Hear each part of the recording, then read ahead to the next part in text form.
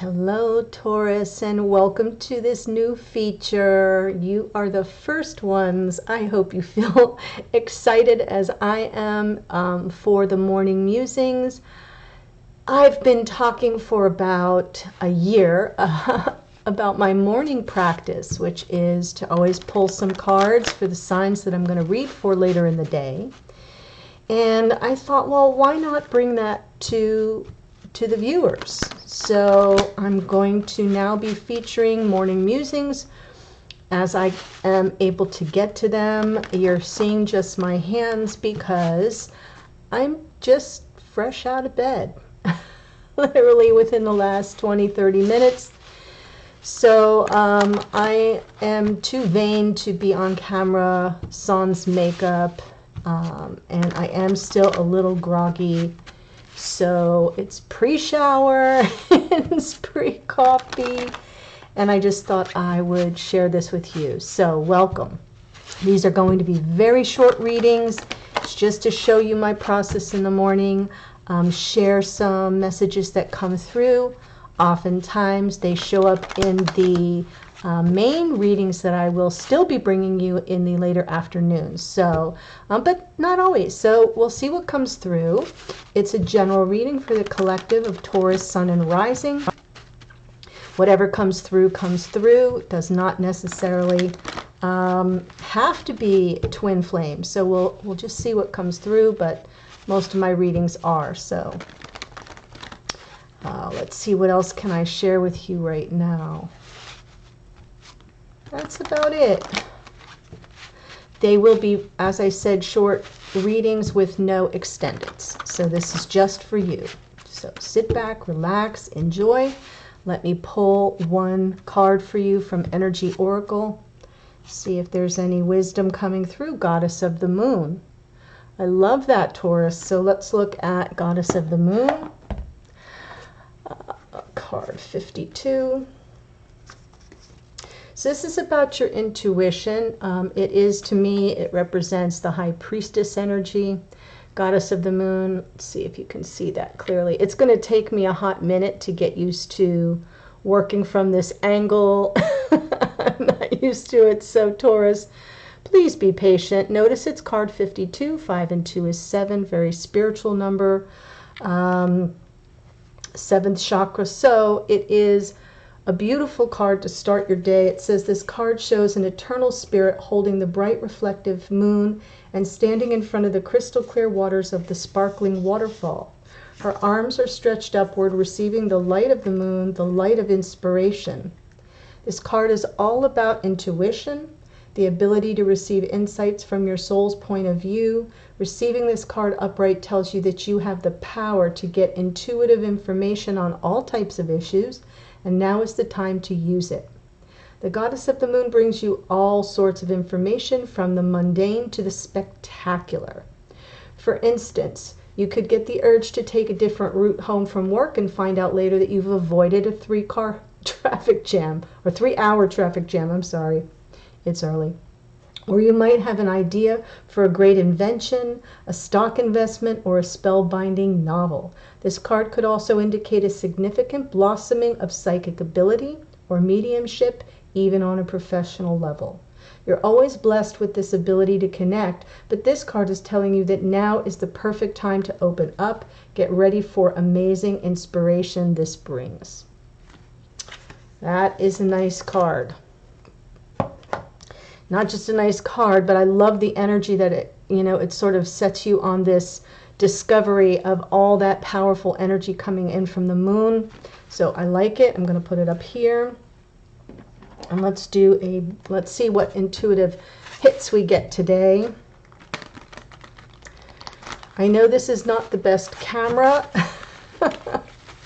And so if we enjoy the morning musings and you all decide that you'd like me to continue them, I may have to invest in a better camera. My good one is downstairs where I do my daily readings, and I really didn't want to unplug it and move it because it's, to have to do that every day is just such an enormous undertaking, and it's kind of set up exactly as I want it downstairs.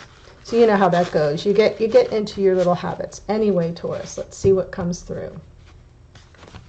So this is what I do every morning. I pick the base card here. This is called the anchor card. We've got transformation. Wow. Look at this. Heartache, past life soulmate, Six of Cups, and the Lovers. There's a choice to reckon with here. I'm going to be taking some time to play with the cards and make sure that everyone can see what's being laid on the table, and then I also clarify. So without even clarifying, it looks like there is some change afoot, a major transformation. This is not any small shakes with regard to your past life soulmate. Here's how this comes through.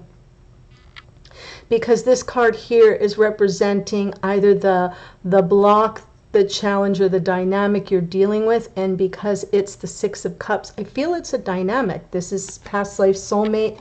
You know, there's nostalgia in this card. This is someone from your past, somebody you may have known for a very long time, since childhood, could be just from past lives, like a twin flame. And we do have the Lovers card as well. And that's usually, these two cards together feel very twin flame-ish to me. I know for a lot of you it does as well. But the Lovers isn't just about union or reunion. For some of you, there may have been heartache at a decision to sort of move away from union with your divine counterpart, or they from you. So I feel that the focus here on the Three of Swords says there's heartbreak here, there's sadness and grief, and yet there is still a choice that remains. So let's do some clarification. I'll pull out this little deck. I'm going to give it a shuffle because I was playing with it last night. I'm not sure I reshuffled before I put it away. I'm also not talking with my normal volume because I'm very close to the speaker on the camera, and I don't want it to feel like I'm shouting in your ears. So guys, be gentle with me in the comments. No haters today, please. I'm just trying to offer you a little something extra than I normally do. So let's take a look at the Death card first. Scorpio energy and the Death card. Gemini and the Lovers.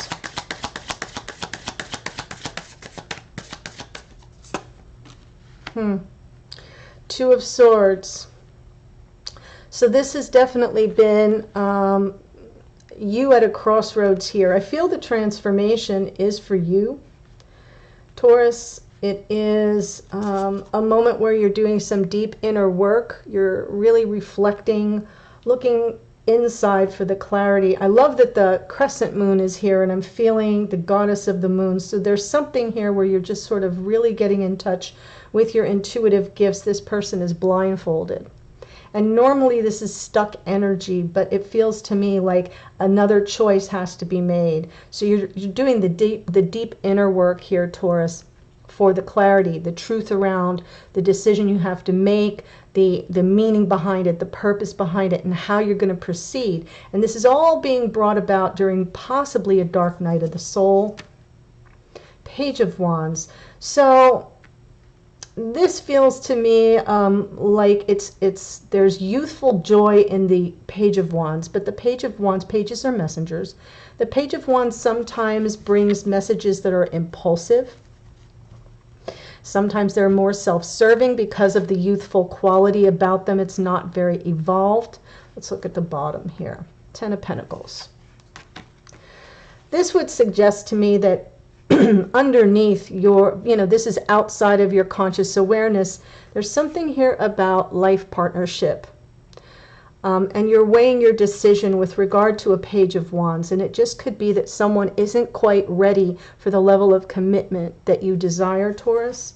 And this is disappointing. Three of Swords. Emperor, wow, yes.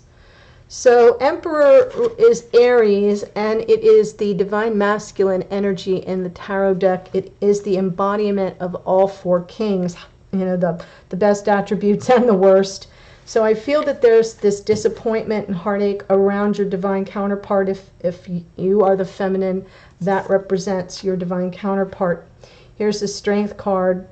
We have Aries and Leo, but the Strength card is all about gathering up your courage, your strength, and your confidence. I will try to show this to you. There you go.